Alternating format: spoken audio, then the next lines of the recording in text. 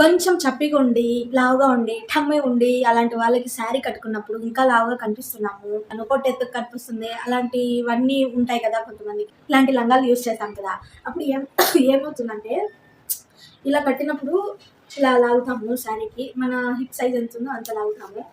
లాగినప్పుడు ఏమవుతుందంటే ఈ కుచ్చు అంతా ఇలా ఒక దగ్గరకు వచ్చేస్తుంది కదా, అప్పుడు చీర కట్టినప్పుడు ఇంకా ఎత్తుగా కనిపిస్తుంది అనమాట. అలా ఉండకూడదు, నీట్గా ఉండాలనుకుంటే ఇలాంటి షేప్ ట్రై చేయండి గైస్. ఇలాంటివి మనం యూస్ చేసినప్పుడు ఏమవుతుందంటే అంటే మరీ సన్నగా అని కనిపించదు, కానీ అవి కవర్ అవుతాయి అనమాట. ఫ్యాట్ కానీ, టమ్మీ కానీ, హిప్స్ కానీ ఎక్కువ ఉన్నప్పుడు ఇవి వేసుకుంటే చాలా కంఫర్ట్గా అనిపిస్తాయి.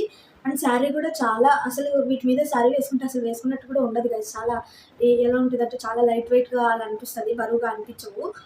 సో వీటికి వచ్చి ఇలా 2 థ్రెడ్స్ ఇచ్చారు. మీకు ఇంకా టైట్ కావాలంటే కూడా ఇక్కడ టైట్ చేసుకోవచ్చు, ఎంత కావాలో అంత.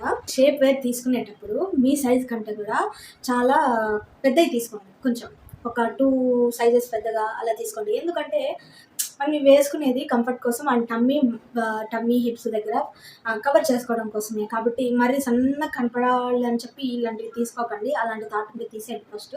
ఇవి వేసుకుంటే అంత సన్నగా కనపడరు. ఏమవుతుందంటే కొంచెం కవర్ అవుతుంది అంతే, మరీ అంత ఇదిగా అనిపించకుండా, అసహ్యంగా కనిపించకుండా నీట్ ఫినిషింగ్గా కనపడుతుంది శారీ కట్టుకున్నప్పుడు. పొట్ట ఎత్తుగా అలా ఉండకూడదు, చాలా బాగా ఉంటుంది. అండ్ క్లాత్ కూడా చాలా స్ట్రెచబుల్ ఉంది, స్టిచ్చింగ్ అంతా చాలా బాగుంది. హెవీగా ఫంక్షన్లు కానీ అలాంటివి ఏమైనా ఉన్నప్పుడు, కూర్చున్నప్పుడు, నడిచినప్పుడు కొంచెం కంఫర్ట్గా అనిపించాలి కదా వేసుకున్నప్పుడు మనకి. మరి ఏమంటారు, కాళ్ళకి పట్టేసి చాలా టైట్గా నడవడానికి కూడా ఇబ్బందిగా అనిపించకూడదు కదా.